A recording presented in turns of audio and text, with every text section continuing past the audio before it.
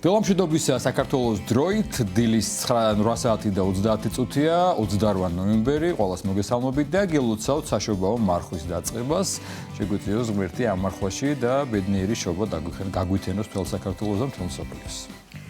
Მეც გილოცავთ მარხვის დაწყებას, ყველას ბედნიერ დღეს გისურვებთ და უფალმა შეგვეძლებინოს ნამდვილად რომ ღირსეულად შევინახოთ ეს მშობის მარხვა. რაც შეეხება დღევანდელ გადაცემას თუ იქნებიან ჩვენი სტუმრები, ამასო დამოგვიანებით მოგახსენებთ, ახლა ვნახოთ ამინდის პროგნოზი და ერთად შევიტყოთ როგორი ამინდია. მანამდე საეკლესიო კალენდარი მოვისვენოთ. კი, კალენდარი ვნახოთ. მერე დავუბრუნდეთ ამინდის პროგნოზს. მართალია.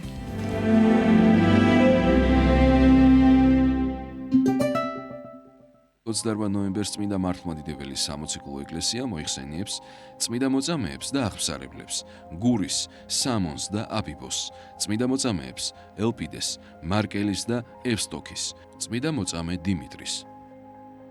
დღევანდელი დღის მფარველი წმინდანების ლოცვით და მეოხებით უფალმა დაიცვას და დაიფაროს სრულიად საქართველო. ამინ.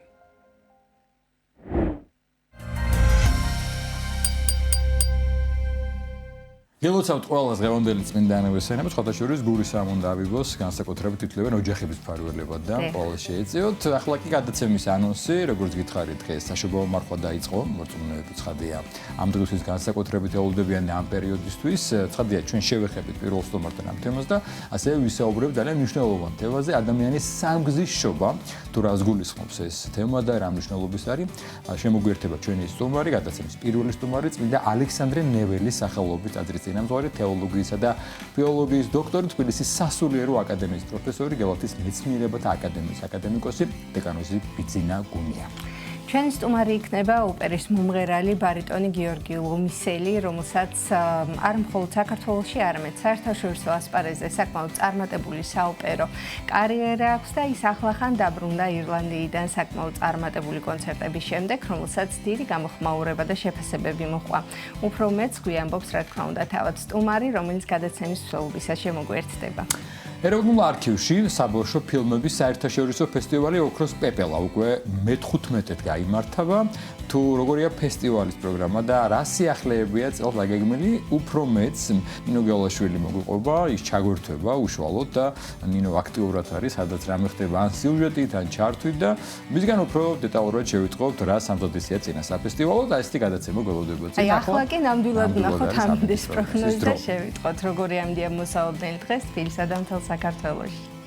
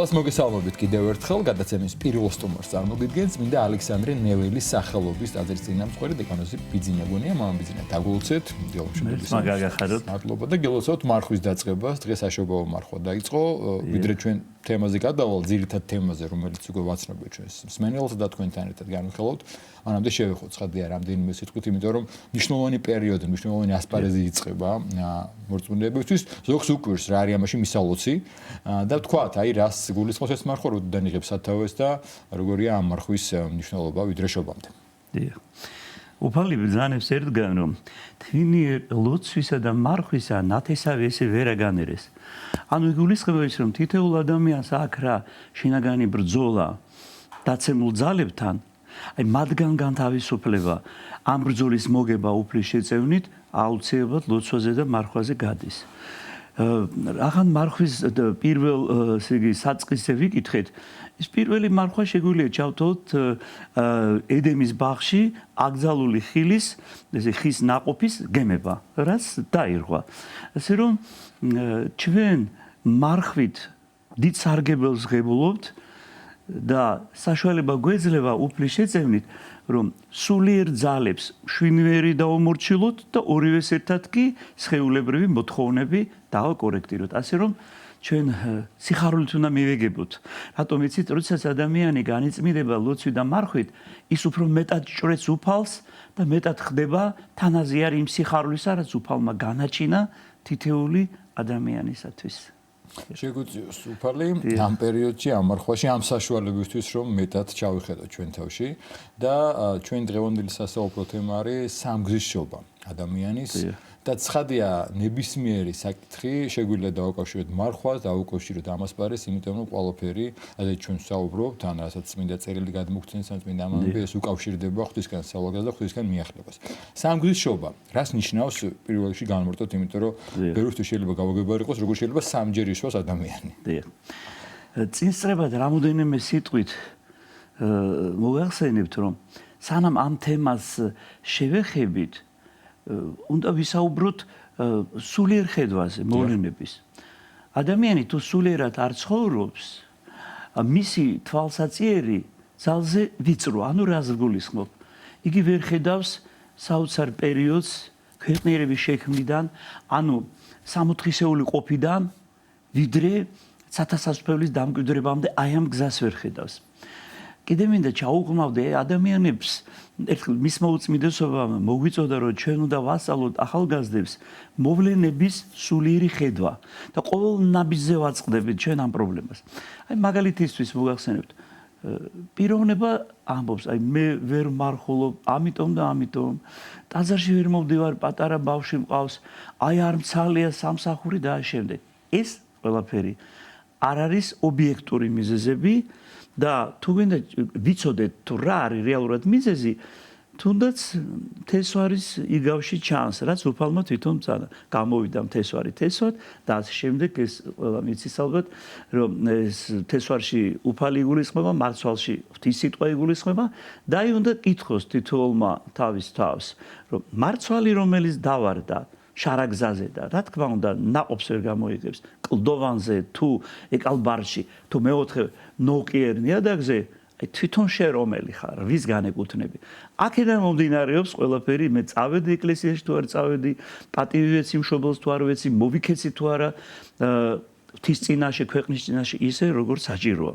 ეხლა რაც შეეხება სამგზისშობას არათუ ოდენ ამოცნობის მოყარეობა უნდა გვამოძრავებდეს არამედ უნდა ვიყოთ გამსჭვალული ამ საკითხით პირველი შობა ის გახლავთ ხორციელი შობა დედის მუცლით რომელთანაც ესე იგი გარკვეულწილად ცხოველურ შობასთან არის ეს დაკავშირებული ანუ ცხოველებიც ესე იშვებიან სამწუხაროდ აი რამე თუ ესე რა უჟულობა და შინა მიუდგა და ცოდო და შინა შამე დედამან ჩემა ეს ცოდი დაცემის შემდეგ ეს ხდება გაცილებით უფრო მნიშვნელოვანია ემბაზიდან აღმოშობა ანუ ნათლის ღებით შობა და წარმოიდგინეთ თქვენ რომ ხორციელად ნაშობ ადამიანთაგან ძალიან ცირია ვინც ამ ესე იგი ნათელს მიახლება რაოდენთა ქრისტეს მიერ ნათელ გვიღებიეს თქვენ იცით ეს ღვთიურ ნათელზე ლაპარაკი და მეორე შობის ღირსი ძალიან მოკლედ განმარტავ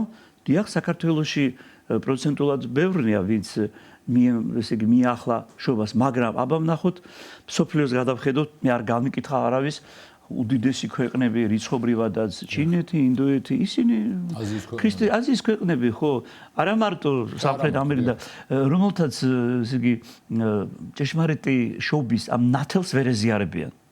აქ უწილებლად მახსენდება უფლის შეგონება მრავალნი არიან ჩინები მხოლოდ მცირედი რჩეულ. ესე იგი მეორე შობა გაცილებით უფრო მნიშვნელოვანია და რომ ეს ჩვენთვის ესე არ არის ძალიან მარტივ მაგალითს მოვიყვანე.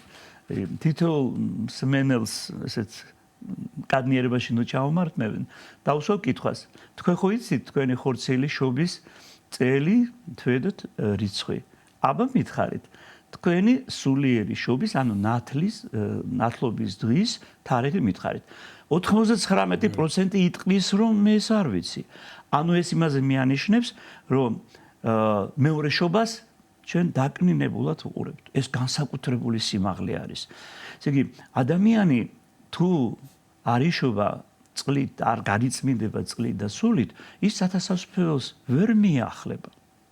ესე რომ მორწმუნე ადამიანისათვის სულიერი შობა გაცილებით მნიშვნელოვანია.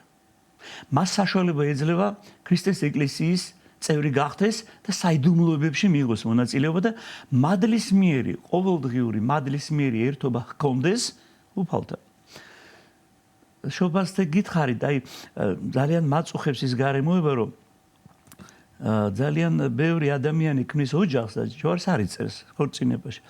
ისმის კითხვა რითი არის კნინი ეს მდგომარეობა? ანუ ღვთისგან დალოცვა, ღვთისგან ბოძებული მადლი, რაც მიენიჭებათ მათ ქორწინების საიდუმლოს აღსრულებისას, ამაზე ვამბობთ ვარს. პარალელით გავავლე, რა თქმა უნდა, თუ ადამიანი მონათლული არ არის, ჯვარს ვერ დაიწერს. ახლა რა შეეხება მესამე შობა? ეს ყველაფერი სწავლება თელი სისრულით მოცემული აქვს მეოთხე საუკუნის უდიდეს ღვთისმეტყველს, წმინდა გრიგოლ ღვთისმეტყველს. და იგი ბრძანებს, რომ გაცილებით აღმატებულია ხორცელ შობაზე სულიერი შობა და ამ ორივეზე უფრო აღმატებული არის ხორცელი შობა, რომელიც რეთით აღდგომას უკავშირდება. ნახეთ, ამ სიმაღლიდან მინდა ისე ქვევით დავიშვა და გავიხსენო ერთ-ერთი ხნოვანი ადამიანის სიტყვები, რომელმაც შემზრა. მან თქვა, რომ მე ვცხოვრობ წარსულით. ძიმია ამის მოსმენა. რატომ იცით რომ აბა სად არის წამსის მე-11 წევრი მოველი აღდგომასა მკვეთრით და ცხოვრებასა მერმისა მის საუკუნეს სამინ. თუ მკვეთრით აღდგომა არ იქნება და ამის მოლოდინი არ მაქვს და ამისთვის არ ვემზადები.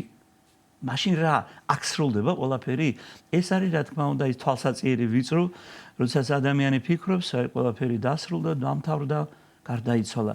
და ნახეთ რა ხდება, როდესაც ფიზიკურად ხორცელად მოევლინება ოჯახში ბავშვი, ხატოვნად ვიტყვი, ბაბუა თოფს გაისვრის, დიდი ნადიმი იქნება, ყველა მიულოცავს. მოინათლება არც თუ ისეთი რაღაც უფრო ტრადიცია გონიათ. ანუ უფრო დაღმავალ ხაზზე მივდივარ და ადამიანი რო გარდაიცვლება, ნუ უმძიმეს მდგომარეობაში ვარდებით. ამ დროს ყველა წმინდა ღვთისმშობლის მიძინების მსახურებაში ვკითხულობთ, როგორ მიუხარის მას იქ ღვთის წიაღში, მასთან ესე უფალთან ყოფნა. და ჩვენ უნდა გვიხაროდეს რა, რომ ტანჯვით ახსავსე, სასტურით ახსავსე ცხოვრება დასრულდება, აი წუთი სოფელი სწრაფ წარმავალია და ვემზადები მარადიული ცხოვრებისთვის, აი იმ შობისთვის მზათა ვარ და თუ ვერ მოვემზადე მძიმე მდგომარეობაში აღმოჩნდები, რატომ ისეთ არ მექნება გამოცდილება რა მადლისმიერი ერთობის თვით უფალთან, ყველა წმინდა ღვთისმშობელთან, ნათლის ანგელოზებთან, წმინდანებთან. იქ როგორ გამექნება ეს ურთიერთობა? ახლა მავანი კითხავს, ეს რას ნიშნავს? სწორედ იმას, რა დღეს თქვენ სანამ დაიწყებდით გადაცემას, გამოაცხადეთ წმინდანთა სახელები, ისინი მეოხნი არიან წინაშე ჩვენ. და განსაკუთრებით ახლა მარხვა დაიწყო დეკემბერში განსაკუთრებული საზეიმო ხასიათის მსახურებები, თუნდაც წმინდა ნიკოლოზის, წმინდა ბარბარეს და ასე შემდეგ. დიახ, დიახ და 25 დეკემბერი ვიცი რომ ამ წმინდას დიახ და ნუ თუ მე ამის თანაზიერი არა ვარ და ნახეთ რა ხდება მოდის ადამიანი აღდგომას ისმენს დიდი წმინდანის იონე ოქროპირის სიტყვებს აი პირველ ჟამს მოსულნი მესამე ჟამს და შემდეგ მაგრამ ეს იმას არ ნიშნავს რომ შენ მოხვედი აღდგომის დღესა საულზე და მეზორისა და ფარისევლის კვირის სახურებაზე არ იყავი უძღების შვილის მესამე კვირა ყველას არ ჩამოსვლი ჯვრის თაყვანისცემის კვირა იყო შენთვის მართლმადებლობის ზეიმი პირველი კვირა არაფერს ნიშნავს იმიტომ არ მოხვედი და აბა არ გაცნობიერებული მეორე შობის მნიშვნელობა და არ გაცნობიერებული ის რაც აუცილებლად მოგველის ჩვენ მესამე შობა აუცილებლად და ეს გარდაცვალებიდან იწყება რუსეთით აღდგომა და მესამე შობა და მარადიული ცხოვრება რისთვისაც უფალი განკაცდა რისთვისაც უფალმა ესე იგი ჯვარზე განირთხა ხილები და მისი გვერდიდან გარდა მოხდა სისხლი და წყალი რათა ჩვენ ვეზიაროთ მის მაცხოვნებელ ესე იგი მადლს. დიახ, მამბიძინა პირველი შობა და მესამე შობა, ანუ ხორციელად შობა და შემდგომ გარდაცვალება და საყვარელ შობა, ეს ჩვენგან გარდაულად ხდებოდა, ჩვენ გვინდა თუ არ გვინდა ღმერთი წყვეტს ამოსდობთ. რაც შეეხება მეორე შობას, რადგან თქვენ დიდწილად გავუსვით ხაზი, ეს არის სულიერად შობა და ამაზე თავად მაცხოვარი ბრძანებს სახარებაში, რომ ვინც არიშოს მეორედ ის ვერ შევასაცავს ველში. ძალიან ხშირად ხვდებით ჩვენ ისეთ უცნაურ დამოკიდებულებას, მათ შორის ქრისტიანებში და არა მხოლოდ იმ ქვეყნებში, სადაც არ აქვს ქრისტიანობა ჩვენთანაც, რომ ხანდახან თოებით კი არა წლებით გადადემენ ხოლმე შვილის ნათლობას იმიზედით რომ არ აქვს საშუალება ბევრი სტომარი მოიწვიონ, კარგი ტრაპეზი გამართონ და ამის გამო შეიძლება ხშირად ხდება თქვენ ალბათ უკეთ იცით წლები არ ნათლავენ ბავშვს. ეს ნიშნავს იმას რომ ალბათ გაცნობიერებულიც არ აქვს რას ნიშნავს ნათლობა და ზოგიერთი ნათლობა ასოცირდება უბრალოდ ცერემონიასთან, კარგი ახლობელი დაინათესავ მჭყალებში და სულ ეს არის. აი ამოდეც რომ გავამახვილოთ ყურადღება. ძალიან მოკლედ დიახ მოგახსენებთ კარგი კითხვა. ნათლობისას თითოეულ პიროვნებას წარეხოცება ადამიანისეული ცოდვა. ყველა ვატარებ ბეჭედს ამისას. და უკვე თუ ასაკშია ადამიანი, თუ სადღაც ჩვენ ბავშვებს ახსარებას ვათქვევინებთ 7 წლიდან, 10 წლიდან. წარეხოცება პირადული ცოდვების მიეტევება. მაგრამ ეს არ ნიშნავს რომ ადამიანი დაუშვათ 30 წლის მოინათლა და იგი ყველა ცოდვისგან ადამიანისეული ცოდვა წარეხოცა. დიახ, მაგრამ ცოდვითი მიდრეკელებები რჩება და მან ეკლესიურად უნდა აღასრულოს თავისი ცხოვრების წესი. ნახეთ რა ხდება, როდესაც მამა ვარ და ველოდები სადა 10 წლის გახდება და შემდეგ, ანუ ეს 10 წელი ღმერთთან მადლისმიერი აი ამ ესე იგი ვწირავ ბავშვს, ეს მათს ვერ ეზიარება ღვთიურმაც. თუნდაც ზიარების საიდუმლოთი ვერაფრით ბავშვს არ აქვს საშუალება ესე იგი საეკლესიო ცხოვრებით მიღებული მადლი დაიუმჯოს.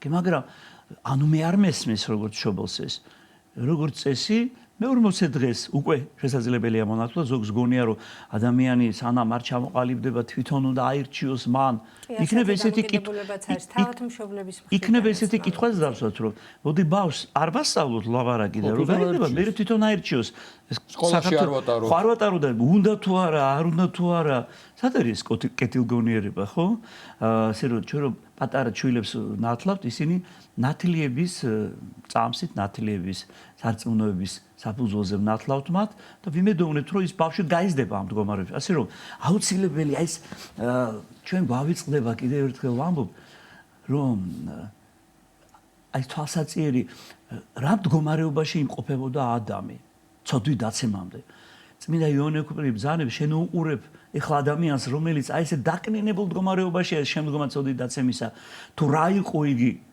როცა იგი 60-ში იყო ედემის ბაღში დავანებული რომ იგი შეიქმნა ხილული და უხილავი სამყაროს გვირგვინად რომ მეფედ ეს დიდი პატივია ძალიან და აი ცოდვით დაცემის შედეგად ჩვენი ხატა მსგავსად შექმნილი ვარ ჩვენ და ხატება შეიბღალა მსგავსება მისაღწევია და თუ მე ეს არ გავაცნობიერე მაშინ რაღა ტაძარში სიარული ამიტომ დასაწყისში მოგახსენეთ რომ მოვლენების სულიერი ხედვა ძალიან მნიშვნელოვანია აი ვთქვი რომ ადამიანი არჩევანის წინაშე დგას როგორი ბობოქარია მთელი მსოფლიო იცით თქვენ კონკრეტიკას არ შევეხები და როდესაც მე ვხედავ რომ ორი ესე იგი არჩევანი მაქვს ორ რაღაც ქმედება შორის წმინდა იოანეს სინელი მეუნება ნაკლებად ცოდვასთან კავშირში აირჩიე. აი ეს არის მნიშვნელოვანი. აირჩიე გზა, რომელსაც უფალი გისახავს, მაგალითად მოიძიე მშვიდობა და მისდევდი მას, ან ნეტარიყვე მშვიდობის ყოფილნი, მეშვიდე ნეტარება, ნეტარიყვე მშვიდობის ყოფილნი ძეთ ღვთისად იწოდნენ. თუ ის არის კარგი, რომ ერები წავაკიდო ერთმანეთს, ადამიანები წავაკიდო ერთმანეთს. კი, მაგრამ სად არის უფალი? თუ 2 და 3 ჩემი სახელით შეიკრიბებაო, მე მათ შორის ვარო და არის ჩვენ შორის უფალი ძალიან მნიშვნელოვანია. უფალი ჩვენ შორის მაშინ იქნება, თუ ჩვენ ერთმანეთი გვიყვარს, უფალი გვიყვარს. ყველაზე მთავარი ცნება სიყვარული უფლისა და სიყვარული მოყვასისა. ეს არ მაქვს. არ მაქვს, იმიტომ რომ სულიერად არ ცხოვრობ. არ ცხოვრობ სულიერად, იმიტომ რომ ასეთი არჩევანი მაქვს. დომინანტია მე და თავისუფლებას ვერ ვაღწევ. რატომ იცით? ჩემი სურვილების მონა ვარ. აბა უფალი რო გვეუბნება ეძიებდით პირველად სასუფეველო საღმრთო ღვთისასა და სიმართლესა მისა და სად არის? სად მოვიძიო ღვთის სიმართლე? რა თქმა უნდა, ბიბლიაში. რა თქმა უნდა, ჟულის კანონში. რა თქმა უნდა, წმინდა მამათა სწავლებაში. რა თქმა უნდა, ჰიმნოგრაფიაში. აი ჩვენ ზიარების წინა ლოცვებს ვკითხულობთ, მეცხრე გალობის ძლისპირი. განიცადეთ და იხილეთ. ქრისტიანს უფალი ჩვენთვის მსგავს ჩვენ და ქმნილი მოვიდა. თქო, მაგრამ განვიცდნია მას. აი ეს არის ძალიან მნიშვნელოვანი, ასე რომ როდესაც ადამიანი დგას ტაძარში და მივიჩნევ თავს მორწმუნედ და წირვას დავესარი და ვეკითხები პიროვნებას, გახსოვს რა სახარება იქნა წაკითხული და ერთი სიტყვას არ ახსოვს. ახლა თქვენ წარმოიდგინეთ ტროპრის შინაარს როგორ დაიუნჯებს ის და არის შემთხვევები, როდესაც სახურების ბოლოს გამჩენი აი ჯვარზე მოდის და დღეს რომელიც წმინდანის სცენება იყო? არ იცის. აბა ახლა ხო ეზიარე და რას ეზიარე მაშინ? ამიტომ ძალზე მნიშვნელოვანია რომ ზიარებას, აი სულიერი სიახლოვეს უფალთან, მადლის მიერ ერთობას მივიახლოთ ძალზე მომზადებული. ამიტომაც არის მარხვა საჭირო. ამიტომაც არის ლოცვა საჭირო.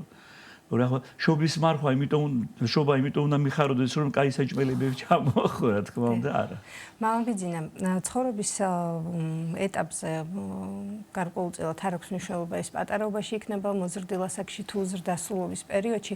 ყველა ეტაპზე ადამიანს უჩნდება კითხვა, რისთვის ვართ მოვლენილი ამ ქვეყნად, რა მისია აქვს. ეს კითხვაც ჩნდება თითქოს რომ ჩვენი ამ ქვეყნად მოვლინება უკვე გარკვეული მისიით არის თუ არა. თუ ეს ცხოვრების განმავლობაში გამოიკვეთება გარკვეული მიზანი და ზოგადად ვთქვათ თუ რისთვის არის მოვლენილი ადამიანი. იმდენად მრავალწახნაგოვანია ჩვენ ამ გადაცემაში ამ კითხვაზე პასუხს ვერ მოვასწრებთ, მაგრამ ერთს გავუსვამ ხაზს. პრობლემათა სათავე არის შემდეგი. ადამიანი, ანუ ქმნილება ვერ ცნობს შემოქმედს. ერთი ცოტა ესეთი უხერხული ფრაზაც კი მინდა ვთქვა, ქართველებს გვაქვს ესეთი რომ რაღაც ორომტრიალია და ისეთი ის იყო მდგომარეობა რომ ძაღლიო პატრონს ვერ ცნობდაო რა. გაგიგიათ ეს? ანუ ადამიანი შემოქმედს ვერ ცნობს. ეს არის აი ამაზე უფრო მძიმე არაფერი შეიძლება იყოს. რომ მას გონია რომ მაიმუნისგან წარმოიშვა ასეთი თეორიები და ღმერთს ვერ ხედავს. ვერ ხედავს თავის თავში ღვთის ხატებას. აი მაგალითად მithქვი ადამიანისთვის, თქვენი ცით რომ ცხენს თავისუფალი ნება არ აქვს. ადამიანს აქვს. ესე იგი რაღაცა დიდი სხვაობა. მას არ აქვს აზროვნების უნარი. აი სადმე გინახიათ ცხენს დიდი განტოლება მოიხსნა ლექსი დაეწერა. არც მოეთხოვება ის. ჩვენ ხო არ ვამბობთ როგორი უზრდელი ძროხაო. არ შეიძლება ის იყოს უზრდელი, იმიტომ რომ მას თავისუფალი ნება არა.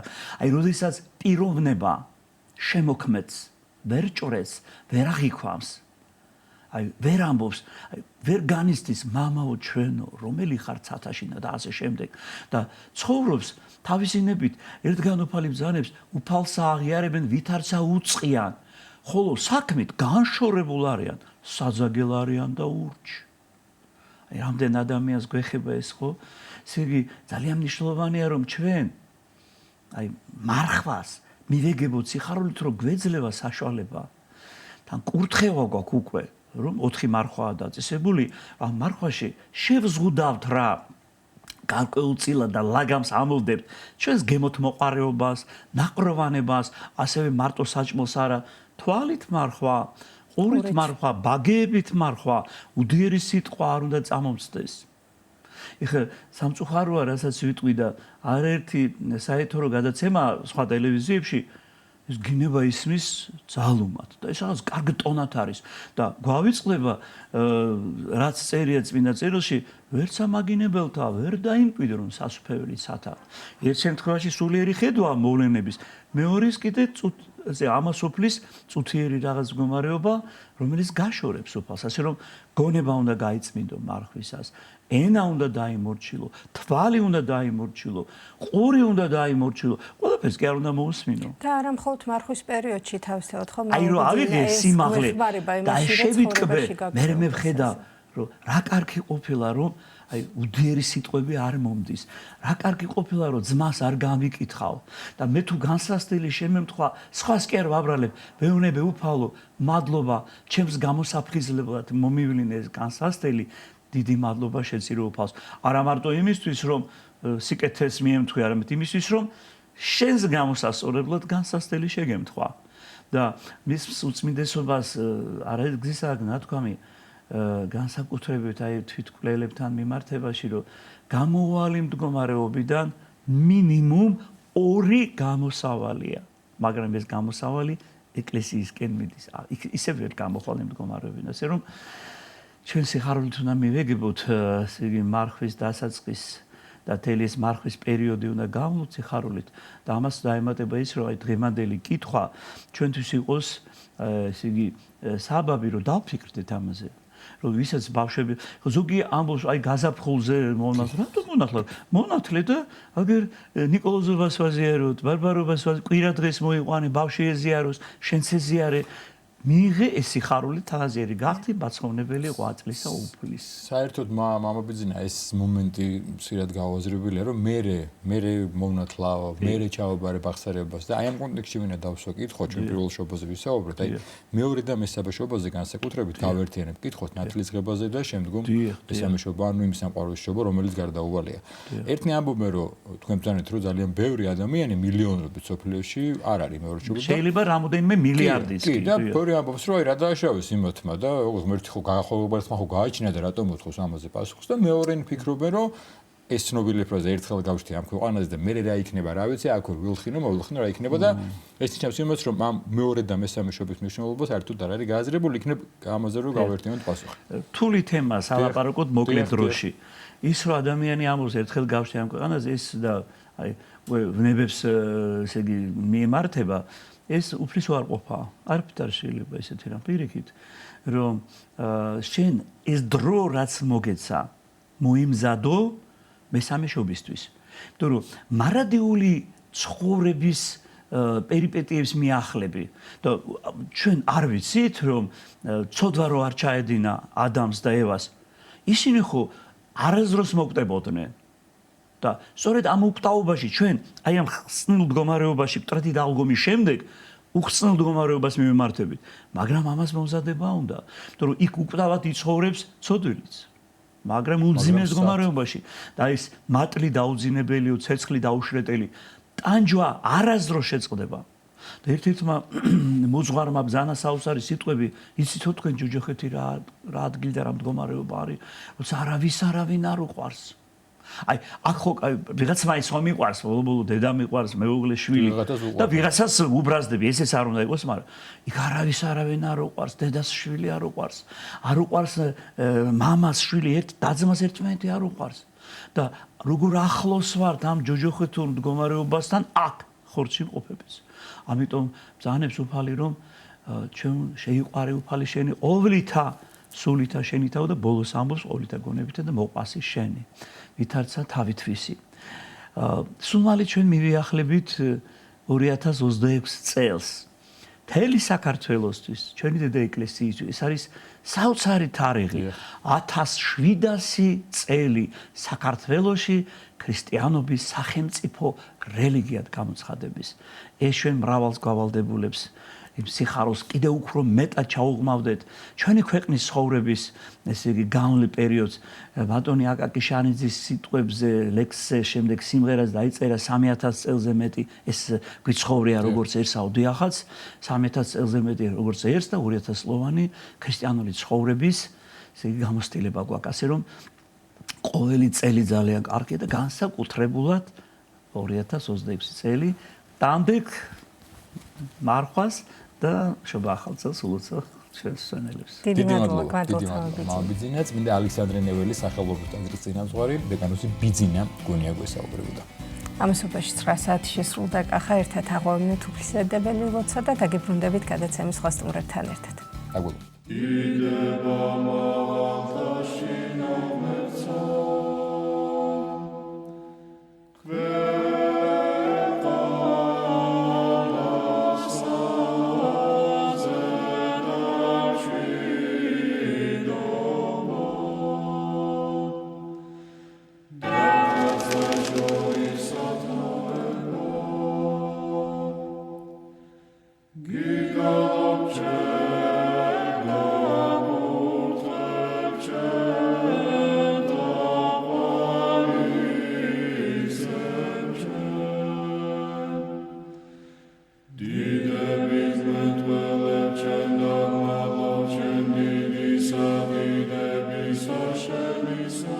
ამოჩვენო, რომელი ხარ ცათაშინა, წმინდა იყავნ სახელი შენი, მოვედინ სუფევა შენი, იყავნ ნება შენი, ვით არცა ცათაშინა, ეგრეცა ქვეყანასა ზედა, პური ჩვენი არსობისა, მომეც ჩვენ დღეს და მომიტევენ ჩვენ თანანადებნი ჩვენი, ვით არცა ჩვენ მიუტევებთ თანამდებთა მათ ჩვენთა, და ნუ შემიყვანებ ჩვენ განსაცდელსა, არამედ მიხსნენ ჩვენ ბოროტისაგან.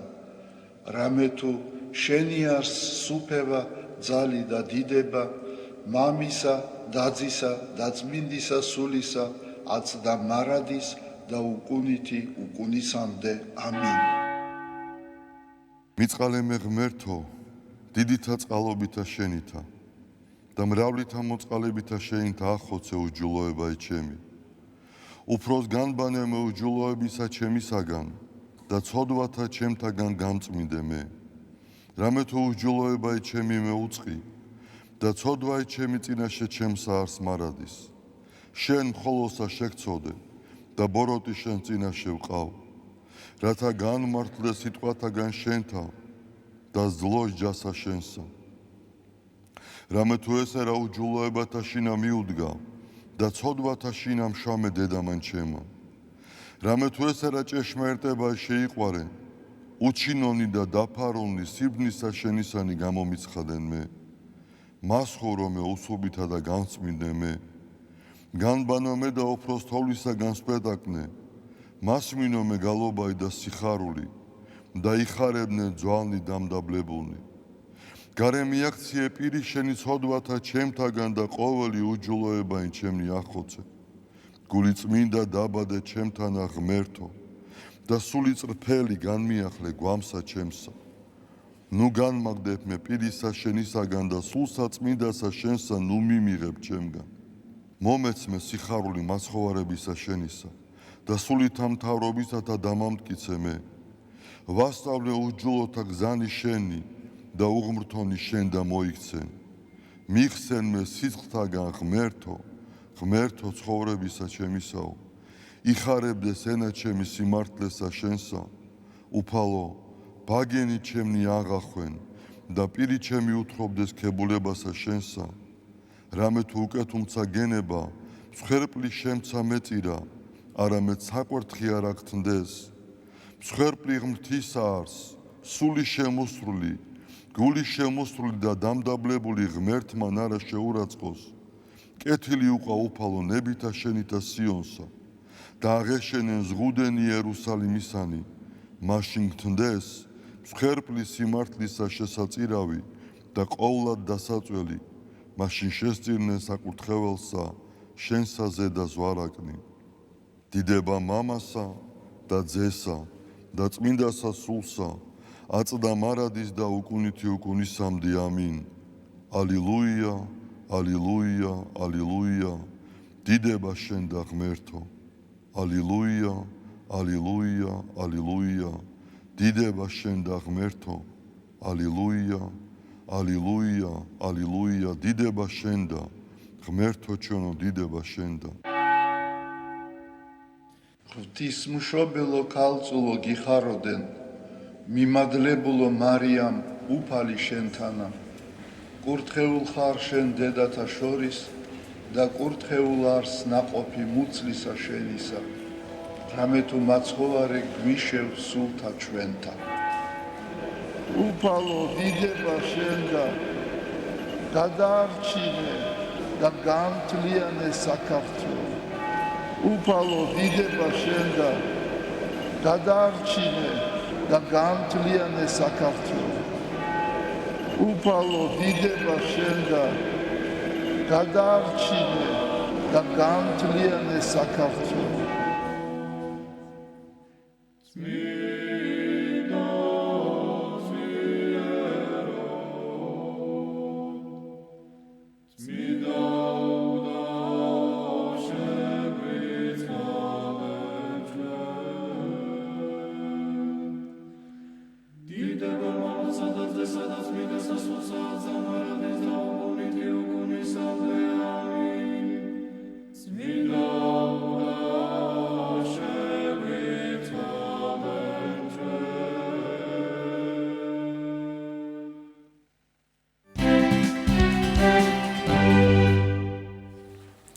დავმრუდით პირდაპირ ეთერში გაგაცნობთ საპატრიარქოს ოფიციალურ გვერდზე გამქვეყნებულ ინფორმაციას. სრულიად საქართველოს კათოლიკოს პატრიარქის უწმინდეს და უნეტარესი ილია მეორის კურთხევით საქართველოს საპატრიარქოს წარმომადგენლები იერუსალიმის საპატრიარქოს ეწვივნენ, რათა უნეტარეს თეოფილე მესამესთვის ინტრონიზაციის 20 წლის თავი კიდევ ერთხელ მიელოცათ და დაესახათ გეგმები ჩვენი ეკლესიებს შორის არსებული მეგობრული ურთიერთობების შემდგომი გამტკიცებისთვის. დელეგაციის შემადგენლობაში არიან სრულიად საქართველოს კათოლიკოს პატრიარქის ქორეპისკოპოსი მიტროპოლიტი თეოდორე ჭუაძე, საქართველოს საპატრიარქოს საგარეო საქმეთა სამსახურის ხელმძღვანელი მიტროპოლიტი გერასიმე შარაშეინძე, თბილისის სასულიერო აკადემიისა და სემინარიის რექტორი პროტოპრესვიტერი გიორგი ზვიადაძე. ისინი 26 ნოემბერს შეხვდნენ წმინდა ქალაქ იერუსალიმის და პალესტინის პატრიარქს და მას სრულიად საქართველოს კათოლიკოს პატრიარქის მისაოლი წერილი და საუკეთესო სურვილები გადასცეს. მისმა უნეტარესობამ მადლობა გადაუხადა სტუმრებს და გამოთქვა მზაობა ურთიერთთანამშრომლობის შემდგომი გაღრმავებისათვის. მიღებას ესწრებოდა საქართველოს საგარეო და სრულუფლებიანი ელჩი ისრაელის სახელმწიფოში ბატონი ზაზა კანდელაკი. საქართველოს ეკლესიის წარმომადგენლებმა 27 ნოემბერს მონაწილეობა მიიღეს ღამისთების წირვაში, რომელიც გოლგოთაზე აღევლინა. ასევე შეხვდნენ ქართულ ემიგრანტებს და დღეს 28 ნოემბერს თბილისში დაბრუნდებიან. აქვე გთავაზობთ უცხროლად ტექსტს, რომელიც როგორც ვკითხარით, დელეგაციამ გააცნო მის უნეტარესობას, ეს არის კათოლიკოს პატრიარქის მისაოლი წერილი. მის უნეტარესობას თეოფილე მესამეს, წმინდა ქალაქისა, იერუსალიმისა და სრულიად პალესტინის პატრიარქს. თქვენ უნეტარესობო, საქართველოს მართლმადიდებელი ეკლესიისა და პირადად ჩემი სახელით კიდევ ერთხელ გილოცავთ ინტრონიზაციის საიუბილეო თარიღს. უკვე 20 წელია თქვენ სირთულეებით სავსე ჩვენს დროში, როგორც პირველი იერარქი, ერთგულად ემსახურებით იერუსალიმის ყველასგან გამორჩეულ ეკლესიას და დიდი პატივისცემით სარგებლობთ მთელს მართლმადიდებლურ სამყაროში. საქართველოს ეკლესიას ყოველთვის ჰქონდა და აქვს დიდი სიყვარული და მოწიწება წმინდა ქალაქისადმი და აქ მოღვაწეს სასულიერო პირთადმი, მით უმეტეს პირველ იერარქებისადმი. ნიშნად თქვენდამი ჩვენი პატივისცემისა, თქვენი საიუბილეო თარიღის მოსალოდსა და თანამსახურებისთვის ვაგზავნით ჩვენი ეკლესიის წარმომადგენლებს. ვიმედოვნებთ, ურთიერთობები ჩვენს ეკლესიებს შორის შემდგომშიც განმტკიცდება და ახალ საფეხურზე ავა. თქვენ უნეტარესობო, გულითადად გისურვებთ მრავალჟამიერ სიცოცხლეს და შემდგომ წარმატებებს თქვენს საპატიო მსახურებაში, თქვენი სამწყლოსა და მსოფლიო მართლმადიდებლობის აკეთილდღეოდ. ქრისტეს მიერი ძმური სიყვარულით ილია მეორე, სრულიად საქართველოს კათოლიკოს პატრიარქი, მთავარი ეპისკოპოსი მცხეთა თბილისის და მიტროპოლიტი ბიჭვინთისა და ცხუმ აფხაზეთისა თბილისი 2025 წელი. კიდევ ერთხელ გეტყვით, რომ ეს იყო წერილი მისალოცი სრულიად საქართველოს კათოლიკოს პატრიარქის მისი უნეტარესობის თეოფილე მესამესადმი, რომელსაც პატრიარქად ინტრონიზაციის 20 წელი შეუსრულდა და ცხადია ჩვენი დელეგაცია ბრძანდებოდა იერუსალიმში, რომლებიც დღეს დაბრუნდებიან. სანამ გადაცემის მომდევნო სტუმარს შევხვედრებდეთ ჩვენს მაყურებელს, ვეტყვით, რომ ეროვნულ არქივში საბავშვო ფილმების საერთაშორისო ფესტივალი ოქროს პეპელა უკვე მე-15 გაიმართება. თუ როგორია ფესტივალის პროგრამა და რა სიახლეებია წელს დაგეგმილი, უფრო მეც ნინო გელაშვილის ჩართვიდან შევიტყობთ. დილამშვიდობის ნინი.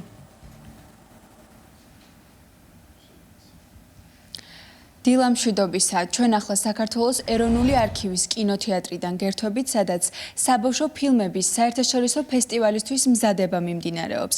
ოქროს პეპელა 2025 ასე ეწოდება ფესტივალს, რომელშიც სხვადასხვა ქვეყნის ახალგაზრდა რეჟისორები მონაწილეობენ. თუ როგორია სამზადისი ფესტივალისთვის, ზოგადად როდის დაარსდა და რა არის მისი მიზანი, ამის შესახებ თავად ამ პროექტის დამფუძნებელი ირაკლი ჯაოშვილი მოგუყვება, უფრო მეც, რომელიც ახლა ჩემთან ერთად არის. მოგესალმებით, ბატონო ირაკლი. გილოცავთ პირველ რიგში ოქროს პეპელა 2025-ის დაწყებას და მოგვიყევით, როგორი არის სამზადისი ფესტივალისთვის. პირველ რიგში გეტყვით, რომ 15 წელი გავიდა ფესტივალის დაარსებიდან. წელს, მოგრძალებული, მაგრამ მნიშვნელოვანი წელია ჩვენი ფესტივალისთვის.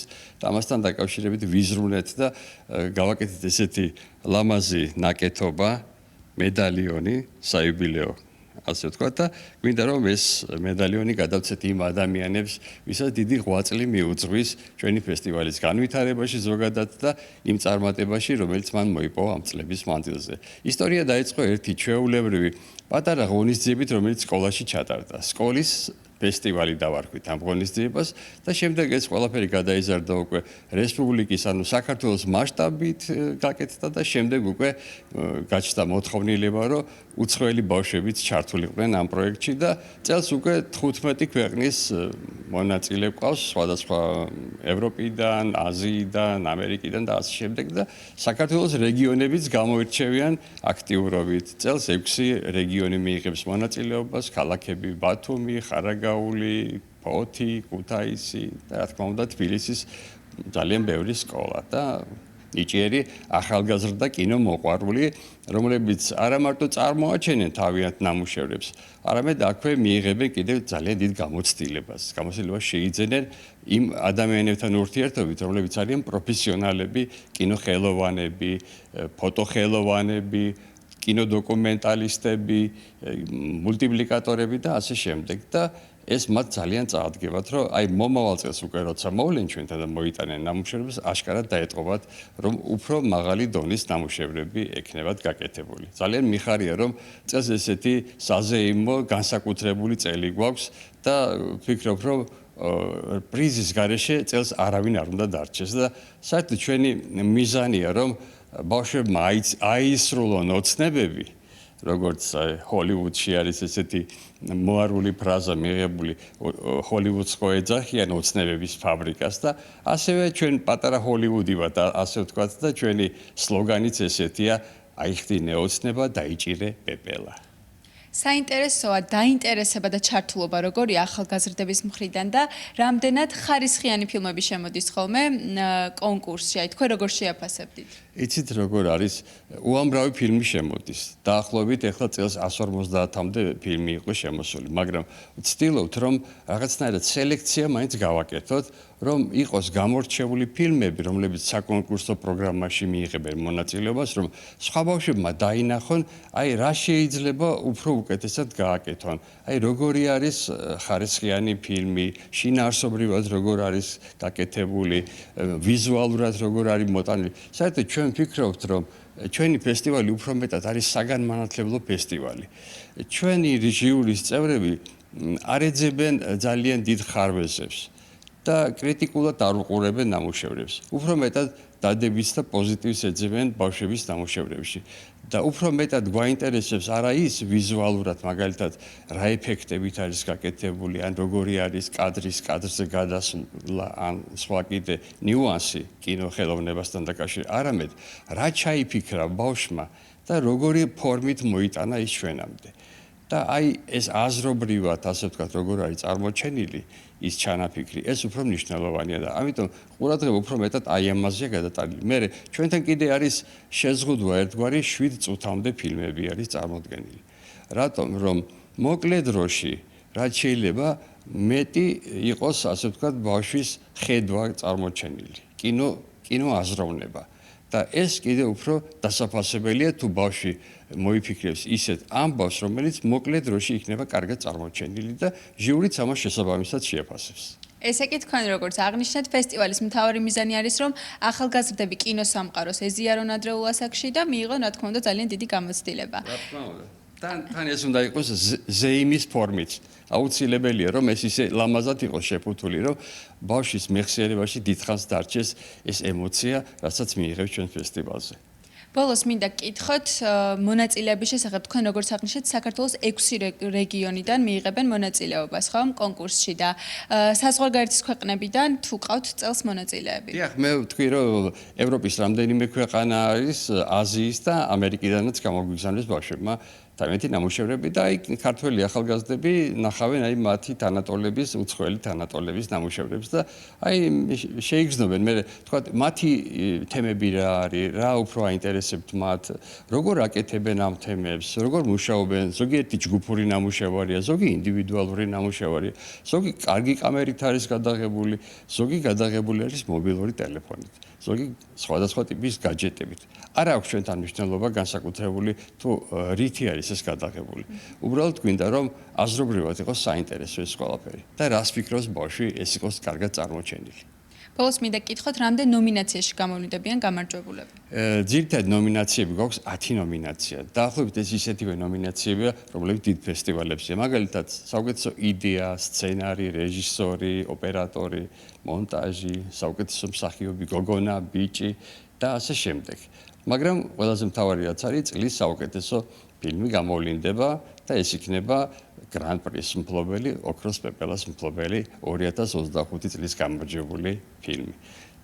ყავს ჩვენი ასე ვთქვათ ხარდამჭერები, მინდა დიდი მადლობა გადავუხადო თბილისის მერიის კულტურის სამსახურს, რომელიც მთელი ეს 15 წლის მანძილზე ჩვენს გვერდით დგას, ასევე მინდა კინოცენტრს დიდი მადლობა გადავუხადო და ევროპულ სკოლას, რომელიც სადაც დაიბადა ეს ფესტივალი და განვითარდა და გაშალა ფრთები. და ეხლა პეპელა უკვე ძალიან სიცოცხლის უნარიანი აღმოჩნდა, უკვე 15 წელია ვარსებობ და კიდე ალბათ მრავალი წელი გასტანს ჩვენი და ბავშვების ურთიერთობა კინოსამყაროში. რა თქმა უნდა, ძალიან დიდ წარმატებას გისურვებთ. ჩვენს მაყურებელს შევახსენებ, რომ ჩვენ ახლა ვიმყოფებით საქართველოს ეროვნული არქივის კინოთეატრში, სადაც საბავშვო ფილმების საერთაშორისო ფესტივალი ოქროს პეპელა 2025 გაიმართება და პროექტი ჩატარდება 28 ნოემბერს და გაგრძელდება 30 ნოემბრის ჩათვლით. მადლობა ნინო, ან დღეიდან იწყება ეს პროექტი და წარმატება უსურვოთ ყველას, ვინც იღებს მონაწილეობას ამ ფესტივალში. მე-15 ჯერ ტარდება ფესტივალი, როგორც თქვი და ფესტივალს უსურვოთ დიდხანს სიცოცხლე და საქმიანობა და ყველას, ვინც მიიღებს მონაწილეობას წარმატება უსურვოთ. რა თქმა უნდა. კახა, ჩვენ მაყურებელმა იცის, რომ იმყოფებოდი იტალიაში, რომსა და ფლორენციაში, სადაც არაერთი კონცერტი გაიმართა, არაერთი შთამბეჭდავი ღონისძიება და შენი შთამბეჭდილებების შესახებ რომ მოგვიყვე და ზოგადად მაყურებელს ვამცნობ თუ რა კონცერტებზეა საუბარი. ჩვენი შთაბეჭდილებების შესახებ და უფრო ამსახველ და დეტალურად ცხადია რამდენიმე დღეში მომზადებული სიუჟეტით შეიტყობს ჩვენი მსმენელი, თუმცა ბუნებრივია უკვე აქვს ინფორმაცია საზოგადოებას, რომ ძალიან მნიშვნელოვანი კონცერტები გაიმართა იტალიაში, რომსა და ფლორენციაში და ეს ნამდვილად შემიძლია ვთქვათ, რომ კიდევ ერთი დიდი წარმატება იყო ქართული ხელოვნების, გალობის, მრავალხმიანი ჩვენი ტრადიციული მუსიკის. რაც შეეხება რომის კონცერტებს, 21-ში გორის ქალთა გუნდმა გამართა რომის პანთეონში, რაღაცა 2000 წლოვან შვენიერებაში კულტურულ თუ არქიტექტურულ და უკვე 23-ში გიორგობას ერთ-ერთ უმნიშვნელოვანეს უმთავრეს ტაძარში სანტა მარია მაჯორის, ანუ დიდებული მარიამის ტაძარში გაიმართა საპატრიარქო სამების საპატრიარქო ტაძრის სახელმწიფო კამერული გუნდის კონცერტი. ეს რომის კონცერტები ეხებოდა 2025 საიუბილეო წელი, ესეა გამოცხადებული, რომელიც 25 წელს ერთხელ ტარდება, ამის ფარგლებში ატარდა და ეს მნიშვნელოვანი იმითაც არის, რომ თვითონ იტალიური მხარის, ანუ ვატიკანის მხარის მოწვევით და შეთანხმებით ჩატარდა, ცხადია და ამ მნიშვნელობას ხაზს უსვამდა ისიც, რომ პრემიერ-მინისტრი, კულტურის მინისტრი, ელჩები ესწრებოდნენ, ცხადია ეს იტალიაში საელჩოს და ვატიკანში ქართული საელჩოს შეწევნით დახმარებით განხორციელდა, ძალიან მნიშვნელოვანი ღონისძიებები იყო, კიდევ ერთხელ ძალიან ამაყები ვიყავით ყველა რომ ქართული კულტურა ესეთ მაღალ დონეზე წარმოჩინდა და ასევე უკვე 25 ნოემბერს ფლორენციაში ქართული სამრევლოს მამა ანდრია ლაცაბიძის დიდი შეწევნით და ცხადია იქ მყოფი ქართველების და სან ლორენცოს ერთ-ერთი გამორჩეული ბაზილიკა მისი წინამძღვრის დახმარებით ჩატარდა ასევე სამების გუნდის კონცერტი, სადაც ესწრებოდნენ იტალიელები, ქართველი ჩვენი მოქალაქეები, ძალიან თბილი კონცერტი იყო ესეც. მათი ემოციების და შაბიჭრებების შესახებაც უნდა გითხო კახალწინებაც როგორი იყო შემდგომის შეხვედრა და ემოციები და ემოციები. მათი ემოციები ნებისმიერი როცა ქართული ღონისძიება ტარდება არის ძალიან ისეთი დამბეჭდავი და ბიჭებაც აღნიშნეს მომღერლება, ცხადია ძალიან მნიშვნელოვანი იყო რომის კონცერტები და ქართველები გასასწრებოდნენ ბუნებრივია, მაგრამ აქ რაღაცნაირად ძალიან თბილი კონცერტი იყო და ბისიც ეგრეთ წოდებული ბისიც იყო და რაღაც გამორჩეული პროგრამაც სხვა იყო, იმიტომ რომ უფრო იძლებოდა საშუალებას და ძალიან საინტერესო აღნიშნა ამ ბაზილიკის წინამძღვარმა ერთ-ერთი გამორჩეული ბაზილიკა მედიჩების ასე ვთქვათ განსასვენებელი შეიძლება ითქვას, რომ არასდროს არ ვაძლევ უფლებას ხარ მომღეროს და პირველი გამონაკლისს დაუშვირო ქართველებმა მომღერონო და ეს იყო მიწის და ცის შეერთებაო და გაუგნებულები უსმენდნენ. ეხა რა დონის და რა ნიჭიერების გუნდია ეს ვიცით ჩვენ, მაგრამ კიდევ ერთხელ დაამტკიცეს, მაგრამ ეს ცხადი არ იყო მხოლოდ მათი წარმატება, ეს იყო ქართული მუსიკა ჩვენი წინაპრების კიდევ ერთი დიდი აღიარება მსოფლიო ასპარეზზე. მონაწილეობას გუნდთან ერთად იღებდნენ ზვიად ბოლქვაძე, თავის ნაწარმოებებით შესრულდა, იანვალი ბეგაშვილი და აქ შესრულდა როგორც ხერთ საგალობლები, ასევე საგუნდო და მრავალხმიანი მუსიკა და ცხადია გიორგი დონაძეც, იმიტომ რომ ეს შერეული გუნდია, ვიცით რომ ბასიანი სწორედ ამ გუნდის ბაზაზე არსებობს, ამიტომ ერთად ქვია კამერული გუნდი და როგორც საგალობლები და საგუნდო მუსიკა, ასევე ჩვენი ხალხური მრავალხმიანი ეს უნიკალური შედევრები გაჟღერდა და მოკლედ ძალიან მნიშვნელოვანი გასტროლი იყო მათთვის, მე ვლოცავ ყველას, როგორც გორის ქალთა გუნდს, ასევე სამების საპატრიარქო გუნდს და ჩვენ როგორც გითხარით, რამდენიმე დღეში ვრცელ სიუჟეტ შემოგთავაზებთ. ხო, რა იგეგმვა საომალოდ კიდევ რაიმე ღონისძიებები და კონცერტები? თუ ჯერ არ გამხელთ. სიმონს კულტურის მინისტრს ელჩებს, მე არ ვიცი, იმიტომ რომ მე აქ ვესწრებოდი როგორც ასე ვთქვათ, ჩვენი ტელევიზიის ჯგუფიდან გამშუქებელი და როგორც მსმენელი და მაყურებელი, ამიტომ დეტალები არ ვიცი, მაგრამ არ არის გამორიცხული, იმიტომ რომ ეს კონცერტი გამოხმაურება იმ ცნობილი კონცერტის, რომელიც თავის დროზე პაპი ფრანცისკეს მიწვევით გაიმართა, იმიტომ რომ როცა საქართველოში მყოფობდა და მოусმინა მისი უწმინდესების საგალობლებით, მან გამოთქვა და მაშინაც გამონაკლისი დაიშვა, ესეც აღინიშნა, რომ იშვიათი შემთხვევა სიხტეს კაპელაში ვინმე უცხო მიმღეროს და ესეც გამონაკლისი იყო და ცხადია მაშინდელმა ძალიან დიდმა გამოხმაურებამ, რომელსაც ასევე ვესწრებოდით ჩვენ, შეძლო ის რომ ახლაც აი საიუბილეო თარიღებზე მიიწვიეს გუნდი და რა თქმა უნდა ეს არის ალბათ ამის გამოხმაურება. მე კიდევ ფიქრის საშუალებას გვაძლევს რომ აუცილებლად ჩატარდება კიდევ მსგავსი ღონისძიებები. იმედია მე თანახმავ იქნებ თუ შენი სიტყვები ასრულდება, მოკლედ უსულოდ წარმატება და კიდევ ერთხელ მადლობა უთხრათ გორის ქალთა გუნდს და სამების გუნდს ესეთი მაღალი პროფესიონალიზმის, რომელთაც ქართული კულტურა, ქართული მრავალხმიანი მუსიკა გავლობა წარმოაჩინეს და უსულოდ მაწარმოებები და როგორც გითხარით, რამდენიმე დღეში ვრცელ სიუჟეტ შემოგთავაზებთ. ახლა ვიდეო რგოლი ნახოთ და რამდენიმე წუთში დაგიბრუნდებით სტუმართან ერთად, კვლავ მუსიკაზე გვექნება საუბარი.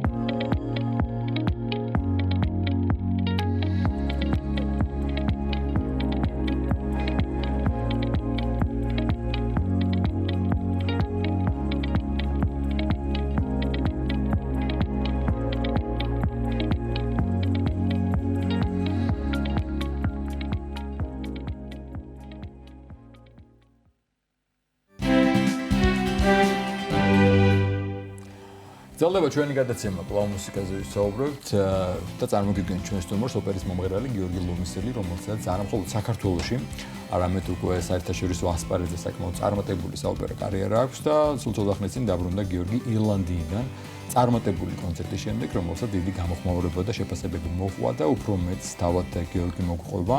გიორგი დილამშვიდობისა, მადლობა სტუმრობისთვის.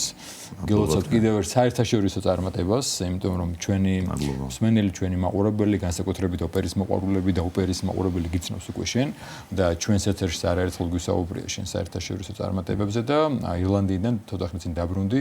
გითხარი, რა სპექტაკლი იყო, რა პარტია, რა იმღერე და როგორ ჩაიარა და როგორი შეფასებები მოჰყვა ამას და რას ნიშნავს საერთოდ შენთვის, როგორც მომღერლისთვის და შენი კარიერისთვის მსგავსი გამოცდილება და მსგავსი წარმატება? მოგესალმებით, პირველ რიგში ძალიან დიდი მადლობა მოწვევისთვის. მე განებივრებული ვარ თქვენი ტელევიზიისგან ყოველთვის გვერდში დგომით და გაშუქებებით ამა თუ იმ სიახლეებთან დაკავშირებით, რომელიც ჩემს ცხოვრებაში ხდება. რაც შეეხება ვექსპორტის ფესტივალს, მე უკვე მეორედ ვარ ამ ფესტივალზე მიწვეული, ვიყავი მეორედ მიწვეული. ეს ფესტივალი გამოირჩევა იმით, რომ ასეთ მივიწყებულ და არაცნობილ დადგმებს აცოცხლებს ხოლმე და მათ შორის არც ჩვენი სპექტაკლი იყო გამონაკლისი, ეს არის ვერდის ოპერა ტრუბადური, რომელიც იყო ფრანგულად, იტალიურ ენაზეა ორიგინალი, მაგრამ იყო ფრანგულად. ამ ფესტივალზე თავს იყრიან ძალიან ცნობილი როგორც თეატრის დირექტორები, ასევე აგენტები და ძალიან ბევრი ტურისტები ჩამოდიან და ძალიან ცნობილი ფესტივალია მთელ მსოფლიოში. და როგორ ჩაიარა ამ ფესტივალს? მე მესმის რომ ალბათ შენ თავზე ბევრს ველაპარაკებ, თუმცა მაინც გაგვანდე. თავად რამდენად მოყოფილი ხარ, რა შეფასებები მოყვა, როგორ ჩაიარა მთლიანად სპექტაკლმა და შენმა ესე იგი წარდგინებამ და რა პრესა მოყვა, იმიტომ რომ ძალიან მნიშვნელოვანია ხოლმე ესე დრო შენახსენები აქვს ბევრი დირექტორი ჩამოდის, პროდიუსერი, ვინც ერთგვარად შემდგომ გარკვეულწილად წარმართავს ხოლმე მომღერლის კარიერას და როგორი იყო შეფასება და პრესა? პირველ რიგში ვიტყოდი იმას, რომ ურთულესი პარტია, ძალიან რთულია პარტიის სიმღერა ბარიტონისთვის, რაღაცა გარკვეული გზა უნდა გქონდეს ცხოვრებაში გავლილი, რომ ეს პარტია შეასრულო და მე ძალიან მადლიერი ვარ ჩვენი ოპერის თეატრის დირექტორის ბატონი ბადრი მაისურაძის, რომელიც გვერდში მედგა და ერთი წლის განმავლობაში ჩვენ ვიმუშავეთ ამ როლზე და ძალიან დიდი გვერდში დგომა, რა თქმა უნდა, როდესაც ესეთ რთულ როლს შეეჭიდები, რომ ყავდეს ისეთი ადამიანი, რომელიც გირჩევს რაღაცას, ერთობლივი მუშაობის შედეგად შევძელით ის, რომ 5 სპექტაკლი ვიმღერე. ასევე მქონდა 3 კონცერტი, ერთი კონცერტი იყო დუბლინში, ნაციონალურ თეატრში, 2 კონცერტი იყო ვექსპორტში ორკესტრთან ერთად და მე ძალიან ბედნიერი ვარ, რომ მომიწია ქართული ნაწარმოების შესრულება და ეს ძალიან დიდი პასუხისმგებლობა ყოველთვის ქართველისთვის, როდესაც ჩვენს ქართულ სულს და გულს წარმოაჩენს მსოფლიოს სხვადასხვა ხალხების წინაშე და ძალიან ბედნიერი ვარ, რომ მათ ძალიან კარგად მიიღეს რევაზ ლაღიძის ჩივილი რომანსი, ჩივილი შევასრულე. გამოხმაურებას რაც შეეხება, კი ბატონო, ძალიან ველოდებით ხოლმე ყოველთვის კრიტიკას, იმიტომ რომ ეს პირდაპირ აისახება შემდგომ მომღერლის კარიერაზე თუ როგორი შეფასებები მოყვება ნამღერს და მე ბედნიერი ვარ, რომ სოფლიოს პრესამ, არაერთმა პრესამ ძალიან კარგი შეფასებები დაწერა, თავს შევიკავებ ხა დეტალებზე საუბრისგან, რა თქმა უნდა, მაგრამ არც ერთი არ ყოფილა ნეგატიური და ძალიან სასიამოვნოა ჩემთვის ეს ფაქტი. დიახ, რაც შეეხება არა მხოლოდ საერთაშორისო ასპარეზს, არამედ საქართველოს. თქვენი გულშემატკივარი მაყურებელი მსმენელი ელოდება ალბათ აქ შეხვედრას თქვენთან და თქვენს მოსმენას. რა არის რა ღონისძიებები დაგეგმილი თბილისში და შეიძლება ვთქვათ არა მხოლოდ თბილისში, არამედ სხვა ქალაქებშიც? დიახ, მე ყოველთვის მოხარული ვარ, როდესაც ჩემი ხალხის წინაშე მღერი და რაღაც გარკვეულ ანგარიშს ვაბარებ ხოლმე, როდესაც ევროპაში მივდივარ და რაღაცას ვიმუშავებ, ვიშრომებ და ბრუნდები მე ჩემ სამშობლოში მიხარია რომ ამ ყველაფერს უზიარებ პუბლიკას და რაც შეეხება მომავალ ღონისძიებას, ხვალ არის ჩვენს თეატრში გაიმართება, ოპერის თეატრში გაიმართება ოპერა ნავარელი ქალი, სადაც შევასრულებ გარიდას როლს. ერთია მიაღწიო გარკვეულ წარმატებას და მეორეა რომ შეინარჩუნო თავისთავად ეს წარმატება და უფრო წინ წახვიდე. რა არის მთავარი, რასაც ურჩევდით დამწყებ მომღერლებს, ასე ვთქვათ, და ვინც აირჩია ეს გზა? როგორი არის თქვენი რჩევა დარიგება მათთვის? ერთადერთი და ყველაზე მნიშვნელოვანი არის ვფიქრობ შრომა შენს თავზე. ძალიან დიდი კრიტიკაა საჭირო იმისათვის, რომ ერთ ადგილზე არ გაჩერდე და მუდმივად განვითარდე და ბევრ რამეზე უარის თქმა. მაგალითად, ხშირად გვიწევს ხოლმე მეგობრები, როდესაც გვეპატიჟებიან თუნდაც ან უამრავ ესეთ გარემოში ყოფნაზე უარის თქმა, სადაც შეგვიძლია სიამოვნება მივიღოთ, გავერთოთ და ასე შემდეგ. მაინც ეს არის გადამწყვეტი და შრომა მუდმივი, მაინც შრომა და განვითარება. და ალბათ ფსიქოლოგიურად და ემოციურად მზად ყოფნა ამ ყველაფერისთვის ხო, რომ კრიტიკაც შესაბამისად მიიღო, ეს ყველაფერი გაანალიზო და სასიკეთოდ წარმართო შენი კარიერა. რა თქმა უნდა, კი ბატონო. გიორგი, და ჩემი ეს პირველი ვიზიტი, პირველი გამოსვლა იყო ირლანდიაში, მეორედ იყავით ვარსკვლავი. არა, მე უკვე მეორედ ვიყავ. პირველად ოპერა ჯამბაზებში შევასრულე ტონიოს როლი და შემდგომ უკვე ახლა კიდევ მიმიწვიეს მეორედ. ნუ ცხადია, ალბათ პირველმა წარმატებულმა გამოსვლამ განაპირობა, რატო კითხე ეს კითხვა, რომ ასევე სხვა ქვეყნებშიც იყავით, ამაზე გვისაუბრია. ხო არ გაგვანდობ, ან ხო არ ვიცით უკვე, ან ხო არ არის სხვა ქვეყნებში დაგეგმილი შენი სპექტაკლი ან კონცერტი? სხვათა შორის აი ამ ბოლოს, აი ამ სპექტაკლს მოყვა რაღაც სიახლეები და ჯერ დეტალები წინდება. ჯერჯერობით შევიკავებ თავს სიახლეებს. კი ბატონო, როგორც კი დადგინდება და აუცილებლად ჩვენ გელოდებით ყოველთვის, მადლობას გიხდით, წარმატებას გისურვებ. პირიქით, მადლობა თქვენ. საერთაშორისო ასპარეზიც და ხვალ სპექტაკლი გაქვთ და საქართველოში ცხადია, იმიტომ რომ ბუნებრივია ძალიან კარგია საერთაშორისო წარმატებები, ეს განვითარებისთვის, კარიერისთვის მნიშვნელოვანია. თუმცა, როცა სამშობლოში გაქვს შენს მეყურებელთან კონცერტი, სპექტაკლი, ნებისმიერი ახალი სპექტაკლი, უცით ეს არის ახალი წარდგენა და წარმატებას გისურვებ. მადლობა დიდი. მადლობა. გიორგი ლომისელი, ოპერის მომღერალი, ბარიტონი გსტუმრობდა ჩვენი გადაცემა დასრულებულია. მშვიდობებით ორ შაბათამდე ნახვამდის. ნახვამდის, ბედნიერი შაბათ-კვირა.